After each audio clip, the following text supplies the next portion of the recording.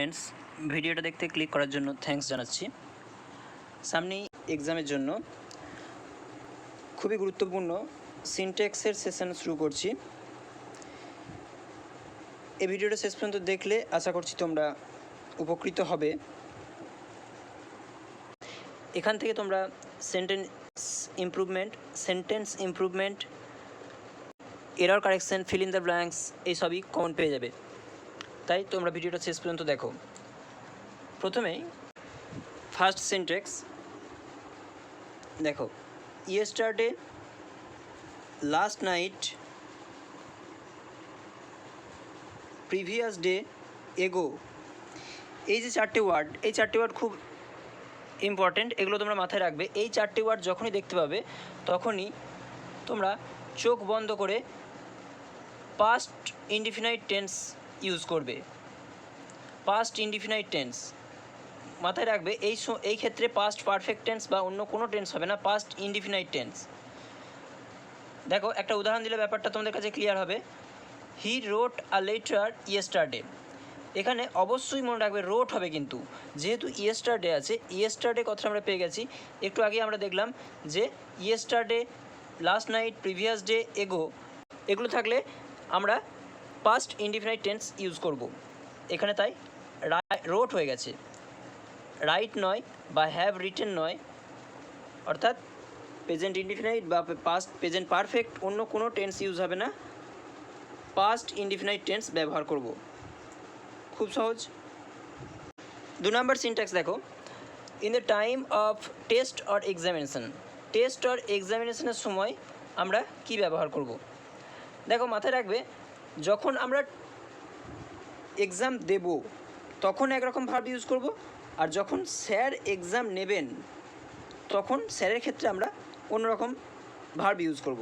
কীরকম দেখো, উদাহরণ দিয়ে বোঝাচ্ছি। I will take the WBP examination. I will take, এক্ষেত্রে টেক ভার্বটা ইউজ হয়েছে। আমি WBP এক্সামিনেশন দেব, এক্ষেত্রে কিন্তু গিভ নয়, দেব মানে গিভ নয়, টেক ভার্বটা ইউজ হয়েছে।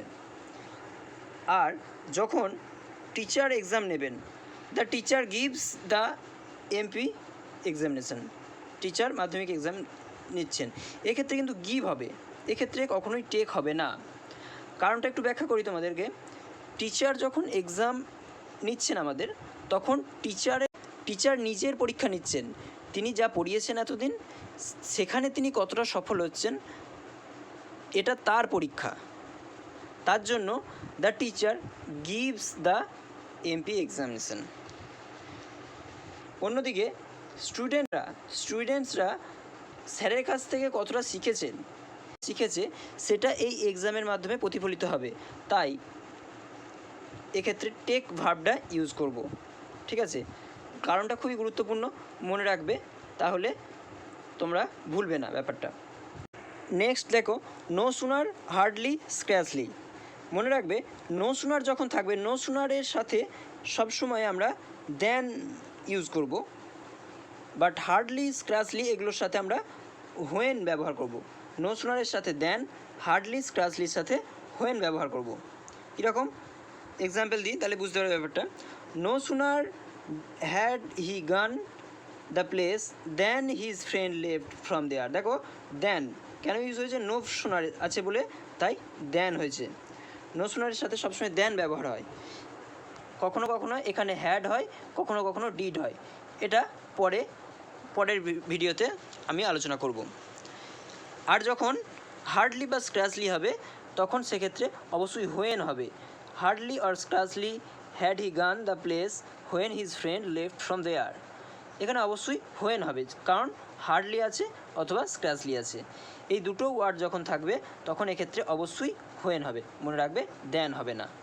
নেক্সট 4 নম্বর দেখো, আইদার অর, নাইদার অর, নর। আইদার অর, নাইদার নর, নট অনলি বাট অলসো। এই কোরিলেটিভ ওয়ার্ডগুলো তোমরা মনে রাখবে। এই যে ওয়ার্ডগুলো যখনই দেখতে পাবে তখনই মাথায় রাখবে আইদার অর ভার্বের কাছের সাবজেক্টটা দেখে ভার্ব বসবে। ভার্বের কাছে যে সাবজেক্ট আছে সেই অনুযায়ী ভার্ব বসবে। দেখো, either he or I go to the picnic. দেখো এখানে হি আছে আর আই আছে, দুটো সাবজেক্ট। আমরা কি করব, এই যে ভার্ব গো ভার্ব, এই গো ভার্বটা কাকে দেখে বসবে না, ভার্বের যে কাছের যে সাবজেক্ট আছে, ভার্বের কাছে কী সাবজেক্ট আছে, আই আছে, সে আইকে দেখে গো বসবে। কখনোই হি অনুযায়ী হি থাকলে এখানে গোজ হয়ে যাবে না। কারণ কি, কারণ এই যে আইদার কথা আছে, আইদার ওয়ার্ডটা আছে, একটু আগেই পড়লাম, আইদার অর থাকলে কী হবে না, ভার্বের কাছের সাবজেক্ট অনুযায়ী ভার্ব বসবে। ওকে, ঠিক একইভাবে নাইদার নরের ক্ষেত্রেও তাই, ভার্বের কাছের সাবজেক্ট দেখে ভার্ব বসবে। নাইদার ইউ নর তিনি হ্যাজ জয়েন্ট দ্য ক্লাস। দেখো এখানে তিনিকে দেখে হ্যাজ হয়েছে, ইউকে দেখে হ্যাভ হয়নি, কিন্তু এই একটা সাবজেক্ট আর এই একটা সাবজেক্ট, দুটো সাবজেক্ট আছে, আমরা কাছের সাবজেক্টটা দেখে ভার্বটাকে বসাবো, তার জন্য এখানে হ্যাজ হয়েছে, হ্যাভ হয়নি। একইভাবে নট অনলির ক্ষেত্রেও দেখো, নট অনলি হি গোজ, এই গোজ ভার্বের কাছে কি আছে, হি আছে, তার জন্য হিকে দেখে গোজ বসেছে। আবার বাট অলসোর পরে আই গো, এখানে এই গোটা আবার আইকে দেখে বসেছে। এই গোটা কখনোই হি অনুযায়ী হবে না, বা এই গোজটা কখনোই এই আই অনুযায়ী হবে না। তার কারণ আমি বলেছি ভার্বের এই যে ভার্ব তার কাছের যে সাবজেক্ট আছে সেই অনুযায়ী বসবে, তাই এক্ষেত্রে গোজ হয়েছে, হি গোজ। আমরা জানি হি থাকলে third person singular number, third person singular number থাকলে ভার্বের সাথে এস বা ইএস যোগ হয়, তাই এখানে গোজ হয়েছে, গো হয়নি। তারপর মনে রাখবে নট অনলির পর যে পার্টস অফ স্পিচ বসে, বাট অলসোর পরেও সেই পার্টস অফ স্পিচ বসবে। দেখো নট অনলির পর হি বসেছে, বাট অলসোর পরেও আই বসেছে, দুটোই প্রোনাউন। নট অনলির পরে প্রোনাউন বসছে, বাট অলসোর পরেও প্রোনাউন বসছে, তাই এটাও একটা এক্সট্রা মনে রাখবে যে নট অনলির পরে যে পার্টস অফ স্পিচ বসবে, বাট অলসোর পরেও সেই পার্টস অফ স্পিচই বসবে। আর একটা ব্যাপার মনে রাখবে, এই আইদার অর, নাইদার নর, নট অনলি, বাট অলসো, এই যখন ওয়ার্ডগুলো থাকবে তখন 231 রুলস মানবে। 231 রুলস ব্যাপারটা কি, প্রথমে সেকেন্ড পারসন বসবে, তারপর থার্ড পারসন বসবে, তারপর ফার্স্ট পারসন বসবে। কি বললাম, 231 রুল মাথায় রাখবে, 231 রুল। প্রথমে দেখো, এই দেখো আইদারের পর হি বসছে, হিটা সেকেন্ড পারসন, তারপর আই, এখানে থার্ড পারসন নেই বলে ফার্স্ট পারসন আই বসেছে। যদি থার্ড পারসন ব্যবহার হতো তাহলে থার্ড পারসনটা কিন্তু শেষে বসতো না, থার্ড পারসনটা সেকেন্ড পারসনের পরে ইউজ হতো।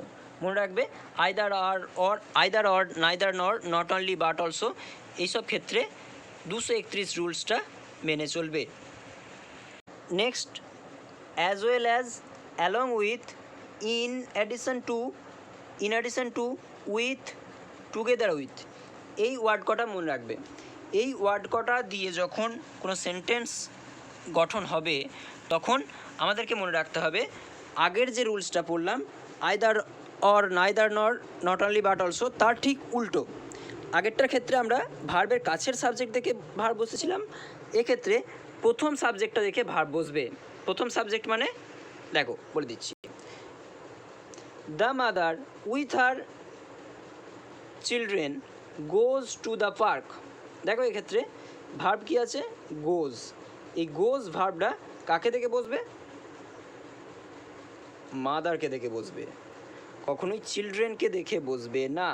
তার কারণ কি, আমি একটু আগেই বললাম যে যখন উইথ থাকবে, অ্যাজ ওয়েল অ্যাজ থাকবে, অ্যালং উইথ থাকবে, ইন অ্যাডিশন টু থাকবে, বোথ থাকবে, টুগেদার উইথ থাকবে, তখন আমরা প্রথম সাবজেক্টকে দেখে ভার্বটা বসাবো। এখানে প্রথম সাবজেক্ট কি, মাদারটা প্রথম সাবজেক্ট, চিলড্রেনটা কখনোই নয়, তার জন্য আমরা মাদারকে দেখে গোজ বসাবো। Mother third person singular number, তার জন্য এখানে গোজ হয়েছে, গো হয়নি।